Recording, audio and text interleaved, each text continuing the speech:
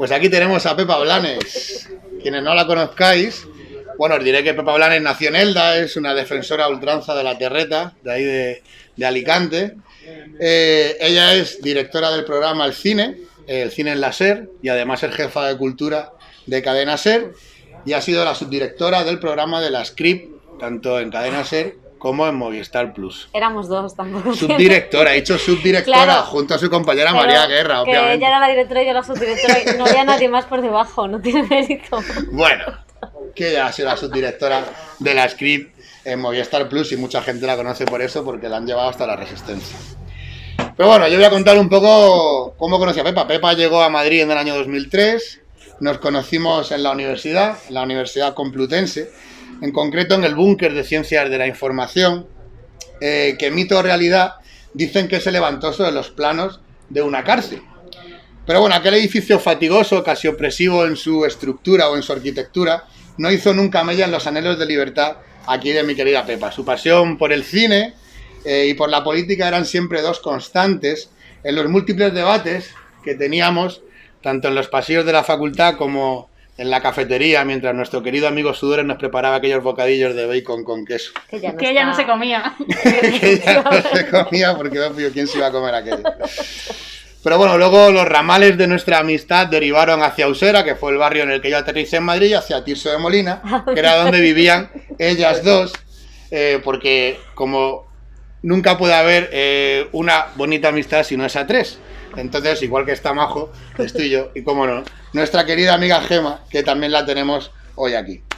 Ver a Pepa aquí sentada para mí pues me llena de orgullo y satisfacción, como diría aquel, pero también me colma de responsabilidad, porque me toca hablar de lo que para mí es un muy buen libro, haciéndolos ver, pues bueno, yendo más allá, ¿no?, del amiguismo.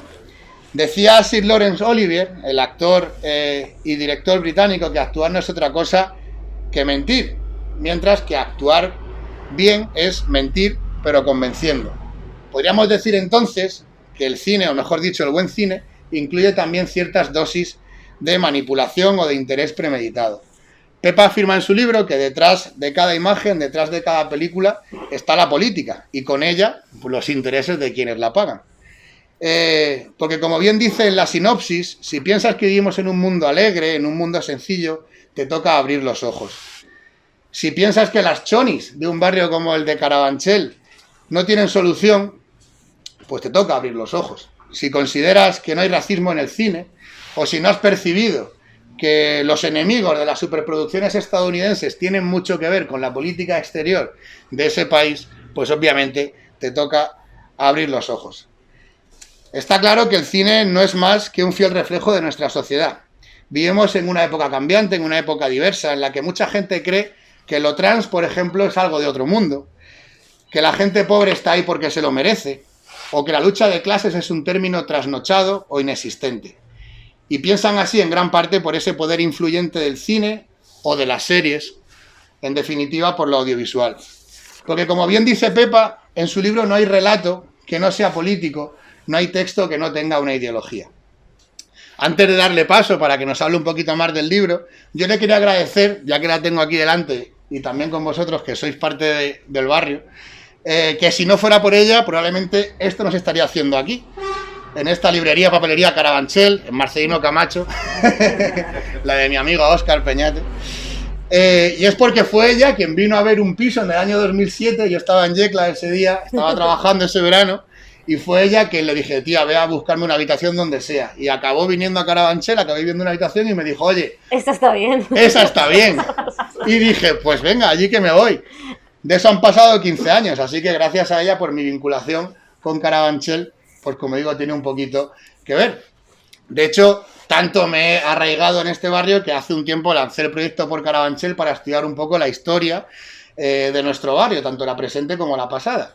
Y ya que estamos aquí, voy a contar una pequeña anécdota relacionada con el cine, que no sé si sabréis, y es que a escasos 20-30 metros de este local, en la calle Jesús Castellanos, justo enfrente de donde estaba la antigua librería de Óscar, la librería Seigar, se encuentra una nave que era de Neumáticos Raúl. Y como bien investigó mi amigo Fran, de carabanchel.com, que también ha venido hoy, pues descubrimos que en esa nave Orson Welles grabó las escenas de la taberna de campanadas a medianoche. Las campanas No, campanadas a medianoche, era la película. Lo hizo porque un compañero de rodaje pues le dijo que obviamente esa nave le iba a salir mucho más barata que si se iba a los estudios de Chamartín o alguno de los estudios que había allá en Madrid. De hecho, nos han contado algunos testigos, porque al fin y al cabo eso se grabó en 1965, que, claro, ellos montaron todo el atrecho, montaron allí la taberna, pero que estaba como demasiado nueva, demasiado reluciente. Entonces Orson Welles decidió montar 2 días de fiesta para deteriorar, embrutecer y un poco ennegrecer, ¿no? La taberna como a él le gustaría o como él quería que saliera en la película. También nos dice este testigo ocular que el día que más ambiente hubo en esta calle fue con motivo de ese rodaje, pero por algo más.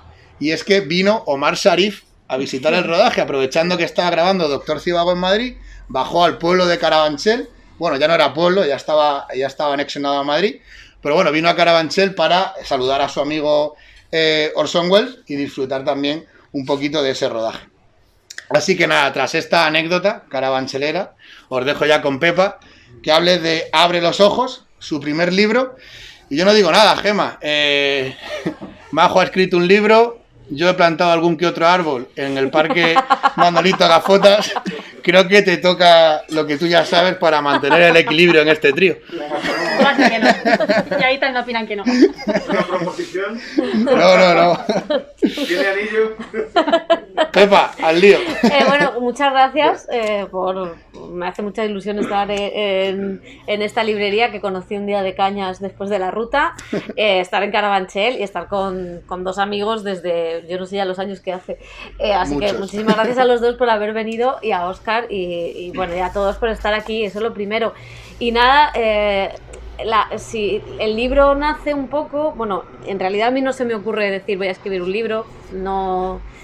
A nadie se le ocurre tampoco tener un hijo, al final. No, sí, bueno, eso es más. Pero sí que la editorial, que es Fuera de Ruta, me contacta antes de la pandemia para decir que querían hacer un libro de cine que hablara además de política, del momento actual, y que les gustaba los reportajes son las cosas que yo había hecho en la radio, y que pensaban que yo podía ser la persona que hiciera el libro. Les digo que sí, entre los 2 pues vamos un poco configurando lo que ha sido el libro, en el que colaboran muchas mujeres, colabora Paula Ortiz, que es una cineasta fantástica, que hace el epílogo, María Guerra, que ha sido mi jefa, mi compañera, mi mentora en muchos aspectos, que hace el prólogo, y luego una serie de ilustradoras que colaboran a dar otra mirada que yo no tengo quizá, que es la mirada visual, por mucho que me dedique a analizar el cine, soy malísima recreando cualquier cosa. Y también me parecía bonito porque es como de cada capítulo que habla en principio de una película, aunque luego menciono muchas más, pero es como ellas ven ese capítulo y como ellas ven la película. Con lo cual al final el libro ha sido como un trabajo bastante colectivo. Y hay muchas citas, con lo cual es todavía más colectivo, porque en realidad yo no tengo ninguna tesis o teoría propia, sino que es la forma de ver las cosas apoyado en mucha gente más inteligente que yo que ha hablado de los problemas sociales y a la vez ha hablado de esas películas. Y sobre todo había una cosa que sí que me interesaba mucho y que quizás ha sido el motor que me llevaba a hacerlo, a pesar del trabajazo que es que durante mucho tiempo, y sobre todo en redes sociales, a mí siempre me han cuestionado o me han criticado que hablara de cine y hablara de política, ¿no? Que no politices todo. Bueno, es que no todo tiene que ser político, es que no todo tiene una lectura política, sin entender que hasta la decisión de cómo vivimos, o si decidimos tener hijos o no, o si ponemos una farola o no, es una decisión política, ¿no? Eso no significa que sea una decisión que pertenece a un partido político, es una decisión política en sí. Luego nos puede gustar más la política de partidos, o nos puede gustar más el momento actual y demás, o podemos simpatizar con unos, con otros, o con nadie, o ser anarquistas, pero lo que es que todo es político es evidente, en cuanto a que vivimos en una sociedad que se rige por unas normas de convivencia. Entonces eso me cabreaba tanto, además de gente bastante inteligente, o que y de ahí ese es el motor que está en cada uno de los capítulos. Y luego la elección de los temas pues fue saliendo un poco con cosas que fueran de actualidad o que fueran cosas que me interesaran o películas que de alguna manera me gustaran o me interpelaran, ¿no? Y preguntarme cosas. Vamos a preguntarte al lío. cosas. Aunque antes te diré que yo planté un árbol cuando tenía 7-8 años, lo que pasa es Vaya. que hacía una autovía y lo quitaron. Pero yo me adelanté, así que chaval, ya sabes lo que te toca. De verdad que nosotros hemos plantado árboles muchos Por eso, por eso. A saber cómo están. También. Podéis ver, están bien. Sobreviven. Sobreviven. Pues como dices, hay muy pocas cosas que no sean políticas, pero no siempre tenemos esa mirada de la vida y del cine, esa mirada política. Nos invitas a abrir los ojos en este libro, pero tú, ¿cuándo abres los ojos o qué cosas te hacen abrir los ojos a lo largo de tu vida? Siempre te ha gustado el cine, yo desde el día que te conocí te he visto siempre con una cultura cinéfila increíble. ¿Cómo abriste tú los ojos a la hora de ver las películas con esa mirada política? Yo creo que fue, fíjate, ahora que estamos con lo de Ucrania, fue con el no a la guerra, con la guerra de Irak y con toda la movilización social, que en parte fue movilización del sector del cine. O sea, en parte muchos artistas, muchos actores, muchos directores se movilizaron en esa manifestación, hicieron cortometrajes documentales sobre la guerra de Irak y hicieron una gala de los Goya que fue histórica porque después les trajo unas consecuencias funestas como un IVA de la cultura del 21%, o sea, luego trajo la venganza del PP, ¿no? Y en aquel momento, que además fue una gala en la que había muchas películas que tenían un discurso social, estaba Los lunes al sol, que es la película de Fernando León de Aranoa que habla del paro, y claro, al final ahí te das cuenta de que el cine o la cultura sirve para transmitir un mensaje o para dejar unos valores. Luego, durante mucho tiempo, yo odié toda película, o sea, sí caí en esa trampa de que cualquier película que no sea social no vale, no cuenta nada, no es política. Y lo que he aprendido después, sobre todo trabajando y haciendo cine o viendo muchos blockbusters, que a priori no eran películas que a mí me llamaran la atención o me apeteciera ver, es que efectivamente detrás hay una ideología, en tanto que hay una persona que hace la película. Eso no significa que sea mejor o peor la película, o que la película tenga por definición que sea un blockbuster, y un blockbuster es de derechas y una peli de autores de izquierdas. No, entran muchos factores y son, digamos, dispositivos que cada autor hace para contar una historia lo mejor que considera. Y luego ya me fui dando cuenta de eso. Y es verdad que el momento político que vivimos, del surgimiento de los nuevos partidos, sobre todo en el caso de Podemos, que sí que entendió muy rápido cómo la cultura podía ser una manera de mandar su discurso, y también ese momento en el que teníamos elecciones cada poco tiempo, sí que hizo como que muchísimos críticos, muchísimos periodistas de cine empezaron a hacer también ese análisis, ¿no? Entonces, también ahí hubo como, de repente estaba bien visto hablar de política y de cine. Hubo un tiempo en que no, hubo un tiempo en que tú hablabas de cosas de política o mezclabas, o a nadie se le hubiera ocurrido traer a un político a comentar películas. Uno, porque no veían. Esto es real. O sea, iban a los Goya, no iban ni siquiera a los Goya, ¿no? Que es como apoyar al cine. Y después, porque, bueno, pues lo hace Podemos, pues todos vemos películas. Y de repente, en ese momento en el que la política y la cultura se ve más esa unión, ya estaba bien hablar de cine, de hablar de política, decir que esta película es tal, decir que esta película es cual. Ahora no sé muy bien en qué momento estamos, realmente, pero bueno, ahí va la cosa. Y tú que has entrevistado a directores pues de la talla de Woody Allen, incluso Pedro Almodóvar, ¿has encontrado en ellos, a lo mejor Almodóvar más, no sé, esta concienciación o esta responsabilidad a la hora de hacer cine o no? Sí, hay de todo. O sea, ¿O dónde las has encontrado más, a lo mejor? Para empezar, hay muchos que no quieren hablar, o sea, sus películas son un artefacto político, defienden muchas cosas, cuestionan muchas cosas, pero luego no quieren dar un statement. Esto pasa mucho con los americanos, o sea, que no quieren un titular, que es todo amable, pero también pasa con Haneke, que es un tío austriaco que hace cine francés y que todo su cine es tremendamente político, pero luego nunca quiere hablar, o sea, de nada. Y luego hay otros directores que no les importa hablar de eso. Woody Allen hace un cine político, pero cuando se le ha preguntado por cosas, ha entrado, no ha tenido problemas en cuestionar a Bush, la guerra de Irak, o defender a Israel, aunque yo no esté de acuerdo, pero, o sea, que en ese sentido me parece que es un director que quizá es más difícil preguntarle por algo de política porque sus películas son historias de amor, de la burguesía, pero él habla y entra. Y en el caso de Almodóvar, que es un tío que nunca había metido política pura y dura en sus películas, pero desde el primer momento sus películas son un alegato hacia la mujer. O sea, en un momento donde no había papeles femeninos, él hace este tipo de representación, que luego podemos ver si son mujeres que persiguen el deseo y hasta qué punto son feministas o no, pero estaba retratando a la mujer en un momento determinado en el que salíamos de la dictadura. Y luego hay una cosa fantástica en Almodóvar, es que en La ley del deseo, que es una película del año 80 y pocos, una de sus primeras pelis, la mujer trans la interpreta una actriz cis, que es Carmen Maura, y la mujer cis la interpreta una mujer trans que es Viviana Fernández, perdón. Entonces, claro, esta cosa de romper con el género, de romper con todo lo establecido, de romper con una España en blanco y negro, y Almodóvar le haces esta pregunta y salta como, o sea, él no tiene ningún problema en meterse en ningún charco, y de hecho por eso no hace ruedas de prensa, porque si no sería un escándalo cada vez. Y en esta última que habla de la memoria histórica, ¿no? Que es una cosa que nunca había tocado. Y luego hay directores que les... yo recuerdo que entrevisté a Paula Ortiz, la primera vez que la entrevisté con La novia, que es una adaptación de Lorca, la belleza, todo tan estético, y la tía directamente, sin preguntarle, no, esta es una película post-crisis, porque esta película es una catarsis social, Lorca lo que habla es de refundar la sociedad, y esta es una película puramente política. Entonces te encuentras a gente que es consciente de lo que está haciendo, otra gente que a lo mejor no es consciente y le ha salido así, y otra gente que es consciente pero nunca va a reconocer o nunca va a decir, ¿no? Pero bueno, está Ken Loach, ¿sabes? O sea, Ken Loach, hay una manifestación y él tiene una gala y va antes a la manifestación en la puerta de la gala que a la gala en sí, o sea que... Durante esa época de la facultad solo veías Ken Loach prácticamente. Seguramente. Una pregunta, ¿qué tal te fue con Woody Allen? Sí. Pues mira, está sordo, entonces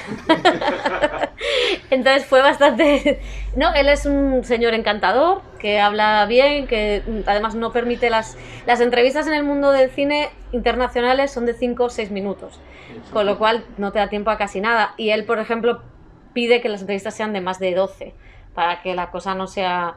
El problema es que está realmente sordo, entonces él solo lee los labios. Si encima no pronuncias inglés, pues como ellos, pues claro, aquello fue un poco despropósito la primera, la segunda fue un poquito mejor. Pues estabas hablando de que hay directores de cine o directoras de cine que no quieren hablar de lo político que hay en sus películas o no son incluso conscientes de ello. Y tú en cambio pues muchas veces dices lo que no se quiere escuchar, ¿no? Por ejemplo, el caso de Joker, que fue tremendo, además comentando comentarios muy agresivos, despectivos, insultantes de personas que ni siquiera habían visto la película. Tú sí la acababas de ver en el Festival de Venecia, si no me equivoco. Y bueno, ¿qué pasa cuando dices este tipo de cosas que la gente no quiere oír? ¿Con qué tipo de comentarios te encuentras, incluso a veces en el sector del periodismo cultural, ya no solamente la crítica de quienes comentan en redes sociales o en el periódico? Pues lo primero, eso, que ya está politizando un superhéroe, o sea, un superhéroe, que los propios cómics hablan de la Segunda Guerra Mundial, del nazismo, o sea, ¿qué cojones voy a politizar yo que no esté politizado? Otra cosa es que durante un tiempo, o Hollywood no quiera entrar en eso. Hollywood luego en la época Trump ha entrado, incluso en las películas de superhéroes era muy evidente la crítica. Y en el caso de Joker fue flipante porque el director en la rueda de prensa no contestó a una sola de las preguntas políticas. Nada era político, todo era tal. Cuando luego el jurado le da el premio precisamente por una lectura política del momento actual. Entonces, claro, era como todo un... Bueno, es esta cosa de que ellos... o sea, al final Warner, si tú dices algo, te va a decir que no digas. Todas las cosas que están detrás de una industria que es muy complicada. Y los comentarios, eso, desde lo primero no politizar, lo segundo con Joker, que era una inculta, que no sabía nada del personaje, y todo, me daban ganas de decir lo que pasaba en la película, hacer un spoiler y que me dejaran todos en paz. En este llegó a decir, bueno, es una canapera, que va a Venecia a comer gratis. Era la primera vez que a mí me pagaban las dietas en Venecia, o sea, la primera vez, porque nunca me han pagado dietas. Era increíble, porque también es una película que mueve muchos fans, y fans muy acérrimos, también gente mucho más joven. Entonces sí que notabas que había esta cosa de, si te metes con un superhéroe, estás acabada, o sea, quiero decir, ahí tienes hay como determinados tótems que si los tocas, sabes lo que... Esto fue súper viral, también decían que estábamos borrachas en ese vídeo, y eran las 3 de la tarde, o sea, juro que no había bebido. La cosa es que hay una cosa que sí que pasa en las redes sociales, que no entienden el tipo de discurso que es. Esto era un vídeo de promo, luego vamos a entrar, hemos visto yo que nos vamos a meter en otra película, estamos en la cola. Si quieres, después colgaremos la opinión que no nos ha dado tiempo. Es como un enganche, una promo para que vieras la opinión. Yo hice un artículo en la SER que nadie retuiteó ni nadie leyó, donde hablaba con un politólogo, hablaba con tal, mencionaba un libro, y efectivamente el artículo pasó desapercibido, pero el vídeo, que era un vídeo de promo, o sea que ni siquiera estábamos haciendo una crítica, decíamos 3 cosas para que vieras la crítica, bueno, aquello fue Tanto que la COPE hizo una noticia de la jefa de cultura de la SER humillada en redes sociales. En realidad no fue tanto porque nos dio tantas visitas que nos dio pasta el vídeo. ¿Cuál fue el error? Que María Guerra, que había puesto el número de tarjeta, puso mal la tarjeta. Entonces nunca llegó ese dinero, pero ganaba. O sea, a alguien le llegaría. A alguien le llegaría, pero en teoría ese vídeo dio dinero. O sea que era como, pero sois idiotas, si nos ha dado dinero. Pues claro, sorprende la hipocresía, ¿no? del público en sí, porque en la ficción admiran a un personaje como Joker, pero luego en la realidad nunca se acercarían a un tipo así, de hecho pasarían olímpicamente de él, ¿no? Bueno, fue más bien una queja porque te habías metido con Batman llamándole pijo, ¿no? Bueno, eso es verdad. Claro, que en la película realmente juega con eso, ¿no? Juega con... al final, no sé si lo habéis visto, pero sí. Joker... Luego podemos discutir si esa víctima del sistema es un anarco de derechas o es un tipo que hace una... Eso es distinto, pero lo que es incuestionable es que es un tío que no accede al tratamiento médico y genera todo el caos. Luego ya analizamos cómo se genera el caos. Entonces, claro, era como... Y a quien deja por los suelos es a Batman.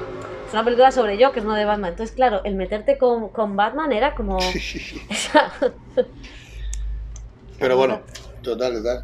Y sobre todo lo que te decía, ¿no? Que al final, como el público se identifica con esos personajes, pero luego cuando salen del cine o cuando dejan de ver esa película y vuelven a la realidad, es un tipo de personaje al que nunca se acercarían y al que repudiarían en la calle, ¿no? Una persona con problemas esquizofrénicos o con problemas mentales, tal, y es el apartado de la sociedad, ¿no? Pero sin embargo en el cine se genera admiración hacia él, lo hipócrita de la sociedad, ¿no? Creo. Sí, también es, al final, es muy listo el director aquí al poner en el centro al villano, que tú te identifiques con el villano, que veas ese lado del villano y que no seas capaz de ver... Pasaba un poco con Parásitos, que son películas que hablan un poco de lo mismo, de cómo la desigualdad y la diferencia de clases puede desatar el caos. En el caso de Parásitos era desde otro género, desde otra manera, pero Parásitos le gustaba a gente, a mis jefes les gustó Parásitos.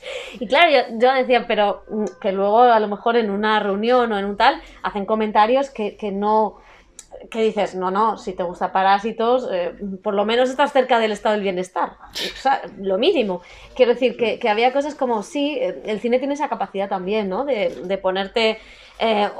creo que ahí está el problema de que para que un mensaje sea más político o llegue a más gente o sea más transformador, ahí tiene que haber un mecanismo que vaya un poco más allá, que no sé cuál es, si fuera estaría yo haciendo propaganda todo el rato, pero sí que creo que muchas veces eso, ves una película de Ken Loach, y esto pasa mucho con el cine de autor. Con Ken Loach quizá un poquito menos, porque al final Ken Loach es un cine bastante fácil, pero Haneke, ¿no? Son películas, eso lo dice Pedro Ballí muchas veces, otro periodista de cine, que al final, ¿quién ve esas películas? La ve un público, una clase alta, media alta, burguesa, intelectual, que luego al final sus intereses no son los de esos personajes, ¿no? Que es un cine también un poco como para que la clase burguesa se flagele, ¿no? Esto es una cosa muy protestante. Ojalá ese cine lo viera más gente, o sea, ojalá las películas de Ken Loach la viera mucha otra más gente y al verlo hubiera también una correlación de fuerzas de decir, si esto pasa así, ¿qué puedo hacer? ¿A quién puedo votar? ¿Cómo puedo solucionarlo? ¿Qué puedo hacer yo? Pero es muy difícil, hay una desmovilización muy grande, ¿no? Es complejo. Comentaba David al principio el tema de las chonis, ¿no? Muy de los barrios de las afueras de las grandes ciudades, que es uno de los temas que tratas en el libro, y probablemente el personaje de la choni en ciertos ámbitos fuera del cine también sea muy rechazado socialmente, y haces toda una construcción sociológica con dos ejemplos de películas maravillosos. ¿Qué podemos decir de lo que nos muestran de las chonis? ¿Por qué les tenemos ese odio y cómo se muestran estas películas que tú hablas en el libro? Yo creo que en general a las chonis y a los chonis se les ridiculiza, o sea, se hace el retrato de la ridiculización, un retrato de reírse de ellos, de considerarlos cutres, horteras, o sea, yo una vez en la radio escuché a un compañero, cuando abrió el Primark, que la gente estaba comprando en el Primark y que evidentemente tú puedes decir que comprar en el Primark genera muchas cosas negativas, pero no puedes ridiculizar a la gente ¿sabes? Era como, qué cutres comprando en el Primark. Y es como, no es una cuestión de cutres. Si tienes que cuestionar que se compra en el Primark es porque va contra el comercio local, porque los productos los han hecho en condiciones casi de esclavitud, o porque el consumismo genera pues más contaminación, por muchos motivos. Pero no, la crítica era qué cutres viendo al Primark. A lo mejor mucha gente es el único sitio al que puede acceder, o piensa que es el único sitio donde puede comprar, que esto También es distinto. Entonces esa consideración de qué horteras, qué tal, ¿no? Ahora quizás se lleva más ese punto choni, no sé si Rosalía o el reggaetón han cambiado esa estética, pero en un momento dado esa estética era cutre, era hortera, no era elegante, no... y nada. Y era un poco en ese sentido, o se asocia que es gente que no va a estudiar, es gente que va a ser madre muy pronto, es gente que es violenta, que grita. Esto en Gran Bretaña, que es una sociedad súper clasista. De hecho, el cine de Ken Loach, hay una peli que es La parte de Los Ángeles, donde son un grupo de chonis que acaban toda su peripecia, ¿no? En Inglaterra, Owen Jones hizo un ensayo diciendo cómo tú no podías ser homófobo, tú no podías ser machista porque estaba mal visto. Esto ya también, no sé si ahora está mal visto o no, pero en aquel momento era como en determinados sectores hacer una broma homófoba, racista o machista estaba penalizada. Pero sin embargo, si hacías una broma clasista, no pasaba nada. Y esto pasaba también en círculos de la izquierda. Y entonces, de repente yo me paré a pensar que efectivamente yo vivía en un ambiente en el que esos chistes se hacían y en realidad yo me había criado más con gente choni que con gente con la que estaba trabajando en el ambiente en el que me estaba moviendo en Madrid. Porque al final, aunque quizá yo vengo de una familia de clase obrera por un lado, pero por otro padre profesor, que es un 50-50, al final yo en todos los colegios y en todos los sitios donde he ido en Elda, yo me he criado con gente que ha podido ser más, menos choni, pero que quizá está más cerca por circunstancias vitales de esas chonis que de la gente con la que estaba trabajando, ¿no?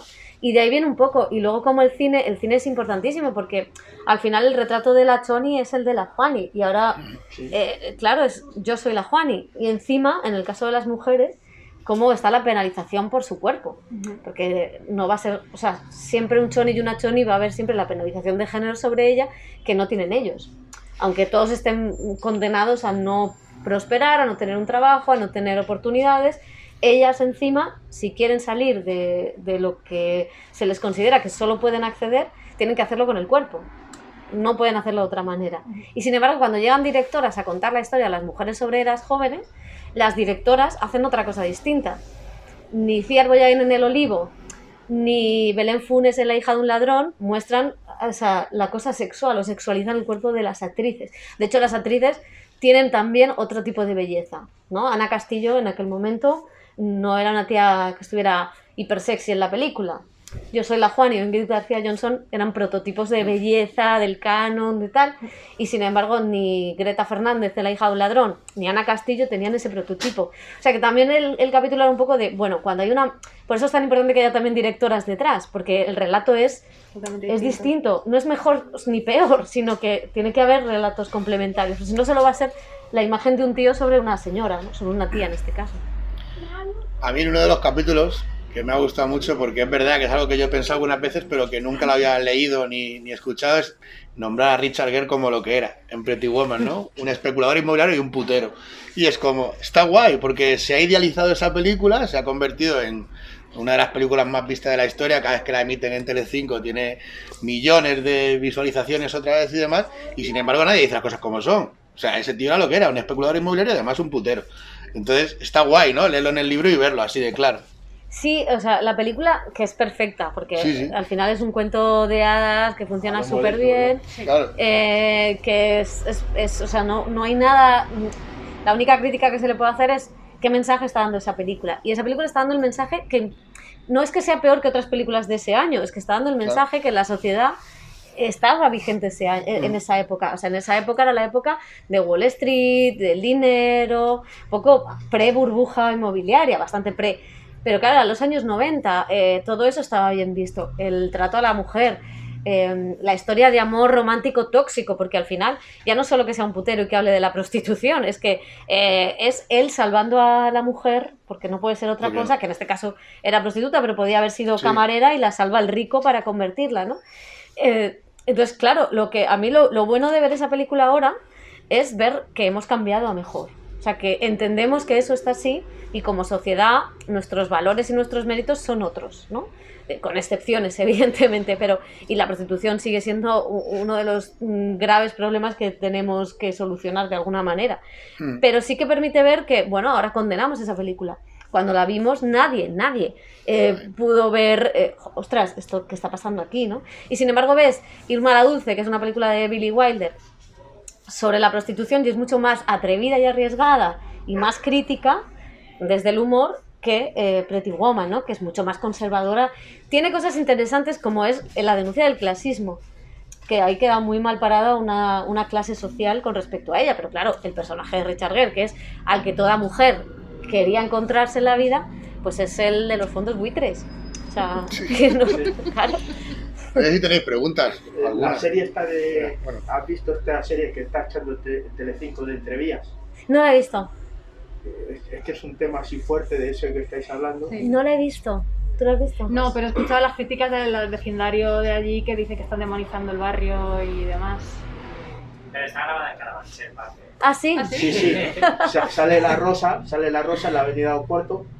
Si es que en Carabanchel tenemos también 40 años de cine. Ya. La semana de cine de Carabanchel. Yo tengo un premio de la semana de cine de Carabanchel. Sí. Se lo darías tú. Dale. Yo tenía una pregunta, o sea, me interesa mucho el tema de tu libro, tengo muchas ganas de leerlo. Siempre he visto mucha relación entre el cine y en la política, no son los temas que trata, sino en la financiación que puede tener y en qué valoraciones tiene después para que llegue al público. Entonces, quería preguntarte, y igual que creo que Almodóvar no podía tener la carrera que ha tenido sin quizá el socialismo en los años 80, o Carmen y Lola, una película también grabada en Carabanchel parte, y que quizá no tuvo el eco que tuvo por los gobiernos que estaban aquí, quería preguntarte un poco cómo ves tú esto, cómo puede afectar la difusión de esas películas y un poco qué nos espera en España en el futuro, con las películas que se están haciendo ahora o hace poco. Al final esto, más que por la difusión, esto es un problema de qué tipo de ley del cine hay cuando gobiernan. O sea, al final ahora estamos viendo el resultado, como el cine va siempre a unos años posteriores, estamos viendo el resultado de leyes anteriores. Ahora ya no, porque sí que hay una ley que metió el PP, pero que están de acuerdo los dos partidos y el PSOE está llevando a cabo, que es una ley que, bueno, bastante mejor que la de antes, donde había ciertas trampas, digamos. Pero sí, claro, cuando llega Pilar Miró al gobierno, Pilar Miró cambia la cinematografía de un país. El PSOE quiere cambiar la cinematografía antigua de la transición, quiere evitar un cine más político, quiere evitar un cine que hable de la guerra civil, entonces busca temas de consenso, busca temas en la historia, de ahí El perro del hortelano, adaptación, Mario Camus, que es como el gran adaptador de las grandes novelas españolas, con películas de las que, bueno, pues todo el mundo puede conectar. No es que no tengan ningún tipo de crítica, porque Los Santos Inocentes, pues ahí está el gran ejemplo, pero sí que de alguna manera son cosas que no molestan o que hacen como un romper. Bueno, está la idea del PSOE de romper con el pasado, de no hay memoria histórica, todo para adelante, no nos metemos en grandes temas sociales, no nos metemos... Y acaba, y esto es una de las grandes críticas a la ley Miró, acaba el cine de género. O sea, el cine de género de repente no tiene el apoyo. Sí que aparecen muchas directoras, Pilar Miró fomenta que aparezcan muchas directoras. O sea, las leyes nunca son totalmente malas o totalmente buenas, siempre tienen cosas positivas para unos grupos y otras negativas. Pero de alguna manera ese cine español fue muy conservador, no solo en los temas, que tampoco es que fuera... también en la forma. Eran películas, no había un riesgo estético, no había un riesgo narrativo. Eso se rompe, pues luego, claro, y luego llega Tesis, ¿sabes? Que es una ruptura total, y introduce otro tipo de géneros, otro tipo de tal. En la nueva ley o la ley que está ahora, o qué podemos esperar para el futuro, bueno, ahora hay un problema que es un problema de dinero. Hay muy poco dinero para el cine es una cosa muy cara. Y claro, al final... hay que pensar en dos cosas. ¿Qué quieres hacer con el dinero público? ¿Quieres crear una industria para que genere puestos de trabajo, para que se hagan muchas películas? Ahí necesitas también producciones, comedietas, cine de Santiago Segura y tal. Entonces tienes que apostar por ese cine.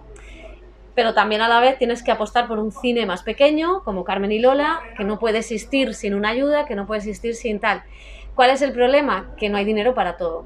Entonces, claro, pues hay un cine medio, que es el que está, digamos, unas películas consideradas cine medio, que no son ni las producciones de Santiago Segura o Lo Imposible, que esas son pagadas por Telecinco, ni son ese cine pequeño de Carmen y Lola o de Carla Simón, que acaba de ganar en Berlín. Es un cine medio que no acaba de despuntar, que es al final el cine que luego va a ir a los festivales, va a poder estar en los Oscar y va a tener una repercusión exterior. El problema de España es que o se ayuda a que las plataformas y las televisiones inviertan en un cine que sea un cine medio, que sea un cine diverso, que sea un cine que busque otros caminos, diverso tanto en lo estético como en lo narrativo, como en la temática o la lengua en la que se cuente esa película.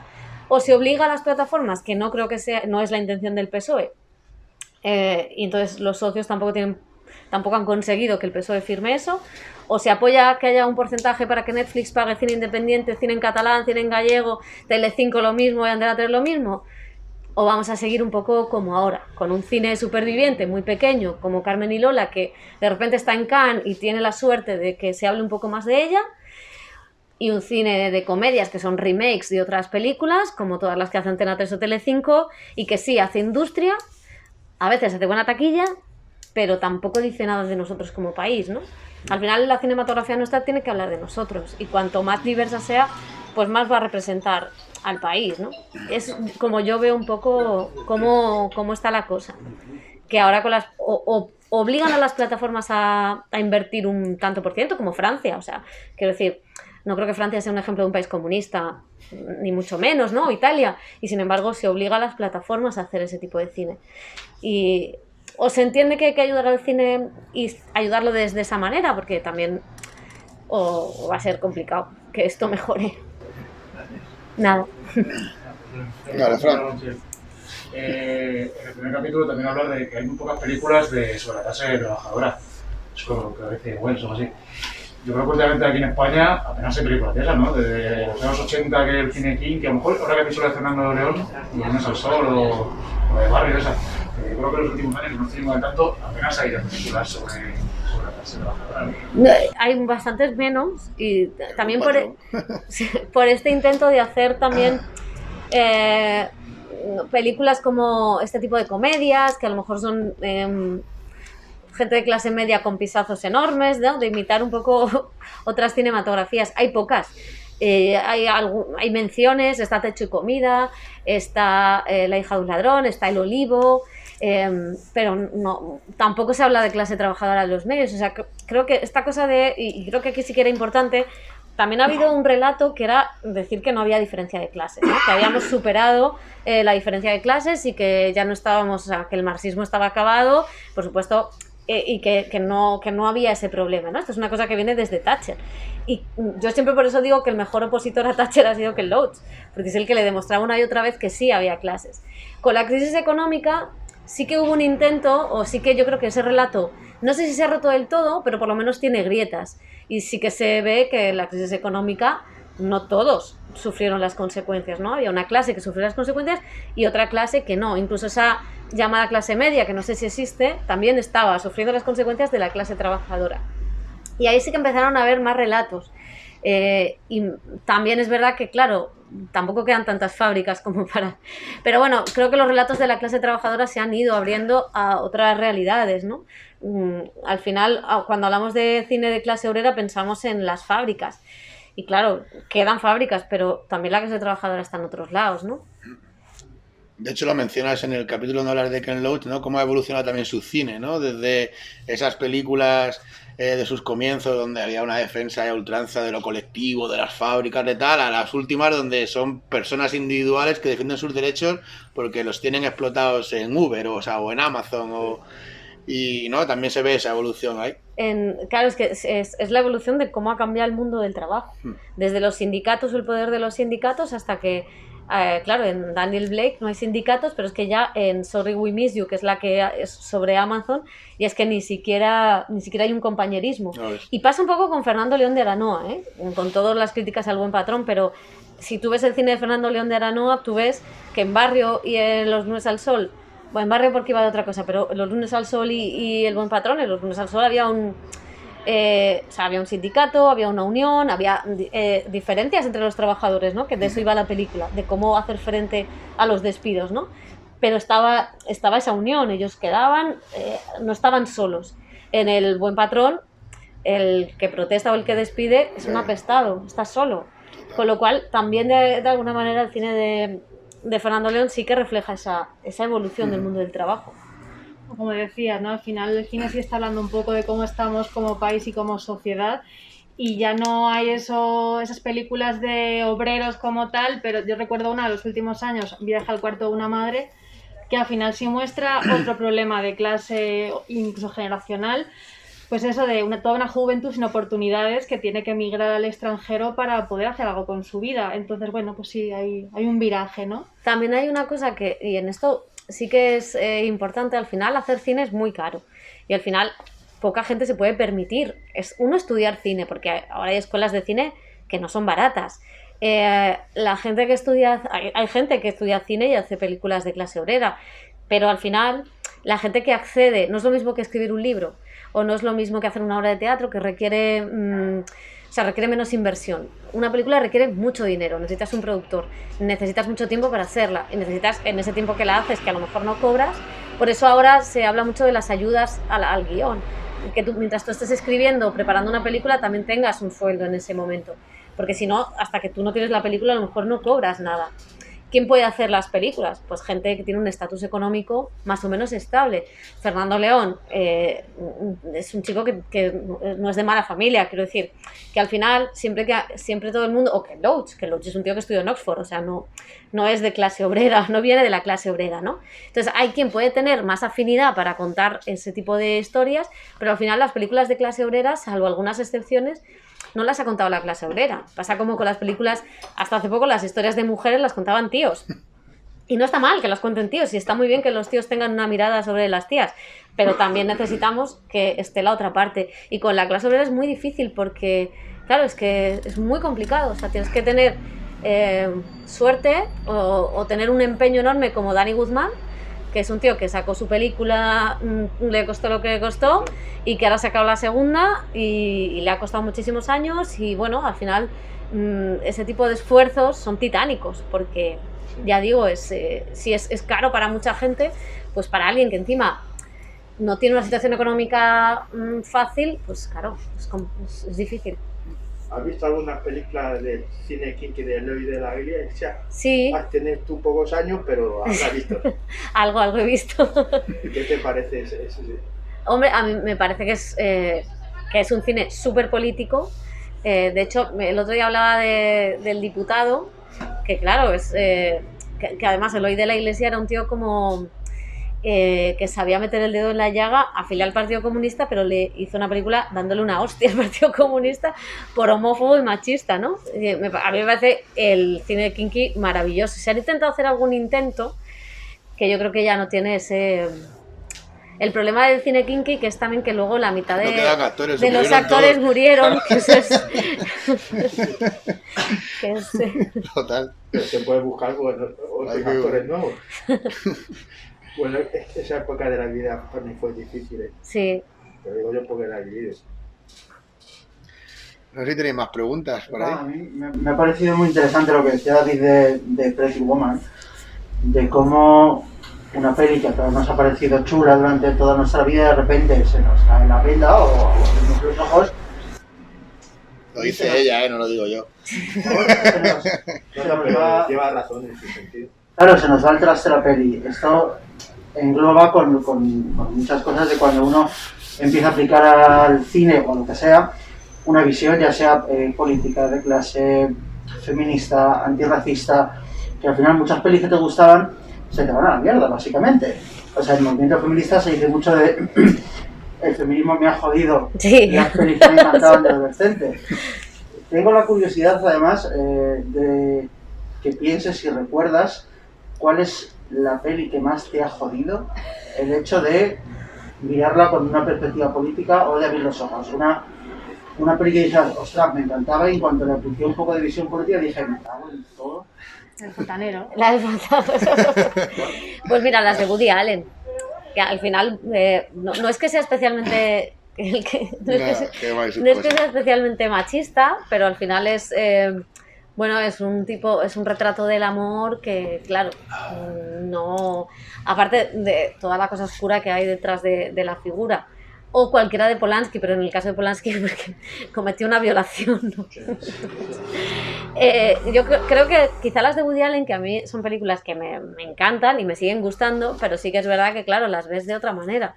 Ya Annie Hall pues tiene otros... Aunque yo creo que Annie Hall es de las menos machistas, en el sentido en el que el patético es él, ¿no? Y ella es la que... un poco la que está diciendo eres un tío tóxico. O sea que creo que en esa sí que hay... pero quizá las de Woody Allen... No lo sé cuál más. Intento no revisar muchas, también te digo. ¿Vale? Pero sí, esa... Oye, tengo otra duda. Es verdad que esto es lo típico de más que una pregunta, tengo una reflexión. Pero, que no puede faltar en ninguna presentación. No puede faltar. O sea, alguno pensáis hacerlo, no se puede. Pero cuando ha dicho el compañero de que ya no se hacen, o que no se hacen tantas pelis de clase, o caray, o a lo mejor tan evidentes como Las Lunas al Sol, Barrio, he estado pensando, y repito, es un pensamiento muy improvisado, que yo no sé hasta qué punto muchas veces vemos pelis no necesariamente que vayan de nosotros, sino que tengan algo aspiracional. Es decir, a mí, por ejemplo, me encanta el cine kinky, pero reconozco un error que tengo, que es que lo veo desde el punto de vista del que ve algo exótico. ¿Vale? Y soy consciente de que es un punto de vista bastante clasista por mi parte. ¿Por qué lo veo? Porque es algo que tengo totalmente lejano.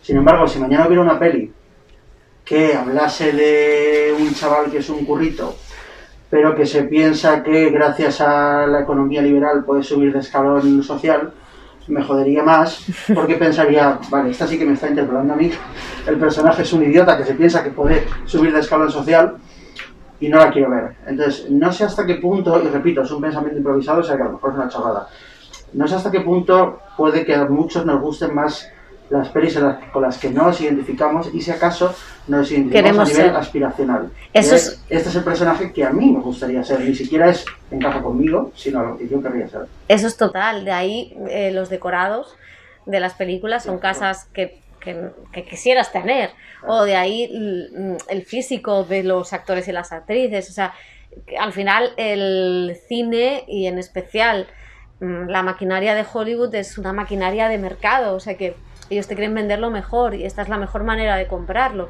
Entonces sí que hay un aspiracional en el espectador total, de no querer ver dramas, de no querer ver miserias y de querer ver... luego hay otro tipo de espectador que creo que sí que le gusta ese tipo de cosas. No sé si por cambiar su comportamiento, como yo decía antes, para flagelarse un poco de qué bien estoy y tal, pero lo de la cosa aspiracional es total.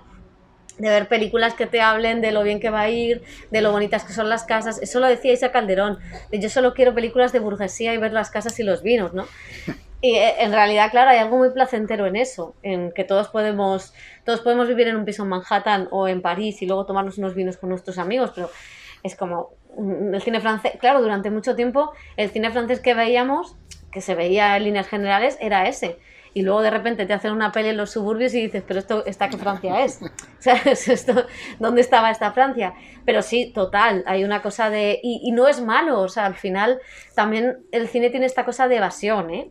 Y que tenga la función de evasión no significa que la película no tenga un componente político o que ese acto de evasión no tenga también un componente político de disfrutar. O sea que en esta cosa de no, esto es solo entretenimiento, no tiene ningún mensaje, no, el entretenimiento también está diciendo cosas. Durante mucho tiempo los blockbusters de Estados Unidos tenían mensajes ecologistas, a tope. O sea, cualquier película de acción tenía un mensaje ecologista. No, esto no es casual. No es que Hollywood de repente diga, venga, vamos a meter propaganda en todo. No, es que generalmente en la industria de Hollywood o en el estatus... Al final la gente que trabaja en Hollywood no es gente facha en su mayoría, o sea, es gente progre para lo que es Estados Unidos, con lo cual probablemente el medio ambiente era una discusión que estaba en su y al final se cuela en un blockbuster que está hablando de cosas. Pero sí, la cosa aspiracional es total, es normal. No somos peores personas. Sí, una cosa, no hemos hablado mucho de las series, pero perdona que estoy sentado porque es que la ciática fatal. No, por favor. Las series, con el auge que están teniendo en las diversas plataformas, que mandan unos mensajes muy claros. Por ejemplo, ahora me estoy acordando de Crown, ¿no? Que es un blanqueamiento de toda la corona británica, o etcétera, etcétera, ¿no? Cada serie va marcando un poco la línea y eso está generando una opinión política en la sociedad. Total, y las series, o sea, lo que para mí han hecho las series o las plataformas es que durante un momento han abierto la mano a otro tipo de creadores. O sea, de repente hay una mujer negra que puede hacer sus series sobre sus monólogos sobre su vida, o de repente está Lina Dunham, que podrá ser una pija, pero puede hacer su serie y salir desnuda, tenga el cuerpo que tenga, o no sé, o sea, o Aziz Ansari, que es un tipo de origen indio que está en Nueva York y puede tener su serie, aunque luego la líe y lo cancelen. Pero que de alguna manera las plataformas han abierto otros relatos, pero claro, el relato institucional o más hegemónico está, la de Crown es, pues quizá The Queen incluso era más, tenía más aristas, porque al final cuestionaba, ¿no?, cómo se había tratado el funeral de Lady Di. The Crown no cuestiona nada. A mí lo que me jode de The Crown, que me cabreo en cada capítulo, pero es una serie fantástica, lo que me jode es que encima digan, perdón, estoy diciendo un montón de palabrotas. No sé. Luego censuramos. Luego ponemos pitos.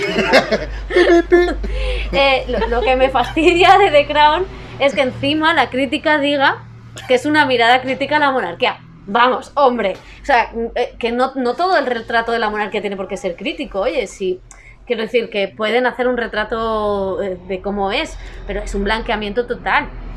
Es que incluso entre Thatcher y la reina queda mal Thatcher, para una esta británica meterse con Thatcher, o sea, a mí The Crown, que lo que pasa es que es una serie fantástica, entonces claro, es maravillosa, pero lo que me molesta más es que digan de esa serie que porque plantea diversas disyuntivas o pone a la reina ante diversas cosas con su familia, ya es una crítica a la monarquía. No, perdona, no hay ni una sola crítica al status quo. De hecho, el malo es el presidente socialista. Sí. O sea, no hay nada que puedas criticar. Lo único que, claro, entre los personajes de la familia, con esa fauna, pues claro, algo no puedes. También tenemos un problema, que quizá nosotros no tenemos series sobre nuestra monarquía ni sobre nuestra política. Sí, aquí sobre la historia no hacemos nada. No, claro, ¿por qué? Entonces, al final, claro, lo que para nosotros, yo me imagino The Crown aplicada a la monarquía española, siendo una serie laudatoria, pero tendría críticas porque, claro, al final los británicos son listos, no hacen una babosidad, no es una cosa babosa. Entonces, claro, imagínate aquí, ¿cómo sería eso? Pero bueno. Yo creo que últimamente no hay grandes series, ¿no? Javier, antes de Los Sopranos, de White, todas estas. Aconsejo. Yo creo que se buscan otro tipo de series. Quizás se buscan series que no duren tanto, que no tengan. Ahora las series duran menos temporadas. Creo que es porque, esto es una teoría mía, no tengo tal, porque al final todo el mercado se ha unificado mucho más, con lo cual los actores compaginan películas con series. Estar atado a una serie de 5 temporadas y que te marque un personaje como Tony Soprano o como el de Mad Men, para un actor, o sea, como que creo que tiene que ver un poco con que la industria se ha abierto y es todo tal, y dos, con esta cosa de consumir rápido, una serie, otra, y al final no te interesa tanto las temporadas como que te den otra cosa nueva. Que hay más miniseries, o tengo la sensación de que se hacen mejores miniseries que mejores series, o que las miniseries es. No lo sé, o sea, hay como narrativas más cortas de Crown, pero al final The Crown cambia de elenco, cambia de tal, casi son como series, lo único que tienen en común es un personaje que encima lo van interpretando actrices distintas. A mí me gusta mucho Succession, que es quizá la única que se asemeja a esas series más clásicas o más primerizas, que también son muchas temporadas, que es un drama como. Pero sí que es verdad que no hay esas series, también son series fundacionales, fueron de una primera etapa. La industria ahora está tan, no sé, creo que es más por esta cosa rápida de consumir, de vender más, de hacer más. Siempre te quedará Cuéntame, Fran. Sí, casi que es larga. Esa es la serie sobre la monarquía española. Sí. Total. Te voy a contar, ¿no? Cuéntame, te voy a contar. Sí, llegamos. No sé si tenéis algo más. Yo tenía una pregunta. Ahora que hablamos de las series, yo lo que veo, tú me dirás, Pepa sabe mucho más, pero yo lo que veo con las series es que cada vez son más consumibles, ¿no? Más rápidas. ejerces menos presión, ¿no? O sea, no necesitas estar tan atento y la gente las consume más. ¿Tú crees que esto va a tender a que quizás sea menos política todo, haya menos reflexión política en ellas o no? No lo sé, o sea, hombre, puede ser. Ahora creo que hay una cosa que es estas cosas de los biopics que a mí me dan un poco de pereza porque generalmente no tienen muchas aristas. Sí puede ser que a lo mejor la tendencia sea hacer cosas más livianas o más ligeras, pero hay un poco de todo. A mí Succession me parece una cosa brutal. Es que ahora las tengo un poco más olvidadas porque como es temporada de cine me centro más en...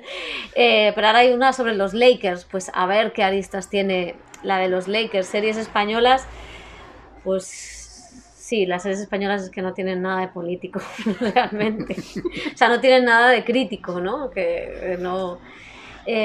quizá sí que puede ser la cosa, no sé qué decirte, no sé tanto cómo va a estar la producción o cómo va a ser, pero sí es cierto que puede que sean productos más efectivos. Eso sí creo que está pasando, que creo que son cosas que buscan más ese efecto sorpresa que a lo mejor esa reflexión, ¿no? Como The Wire o como Los Soprano, como Mad Men, ¿no? Que hablaban de un mundo, que tenían un universo más propio, que costaba mucho más hacer ese tipo de cosas.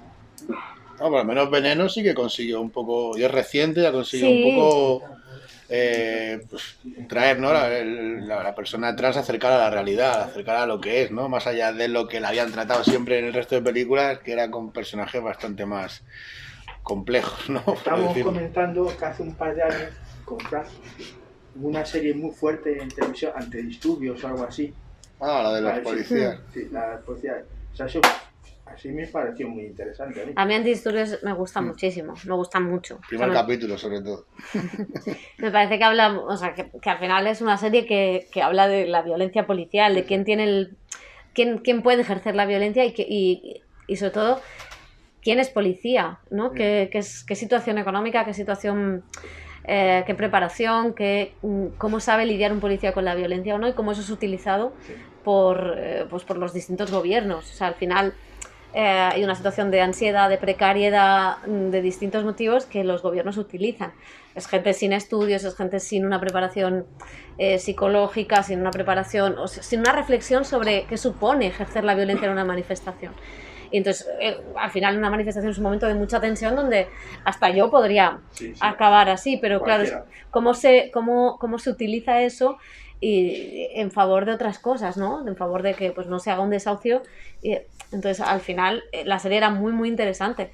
Y hubiera sido interesante si hubiera tenido más temporadas. Sí, es difícil gestionar cuando está uno bajo una presión fuerte, ¿verdad? Muy difícil gestionar.